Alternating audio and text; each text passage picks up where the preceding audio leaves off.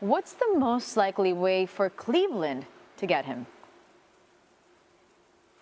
Again, I think you're looking at a three-team deal here because, as Bobby Marks points out, Kevin Love in New York isn't a perfect fit because they have Kristaps Porzingis right now at the 4. So, a perfect scenario for New York would be to create a three-team deal where Kevin Love goes to a third team. They can send Carmelo Anthony out, and then again, they open up that cap space. So maybe Atlanta would be willing to jump in here, take Kevin Love on, send one of their first-round picks to New York. That gives the Knicks a first-round pick, allows them to open up cap space for next summer. But really, none of these trades are ideal for the Knicks because they're not getting any significant assets back for Carmelo Anthony.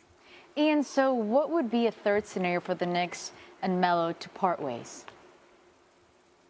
Seems like the most likely scenario here, Tony, is the Knicks eventually agreeing to a buyout with Anthony using the stretch provision. As of late last week, the Knicks were not interested in entertaining buyout talks with Carmelo and Carmelo's people because they're adamant about wanting to get an asset back here in any Carmelo Anthony trade. But members of the organization feel that it's best to move on from Anthony.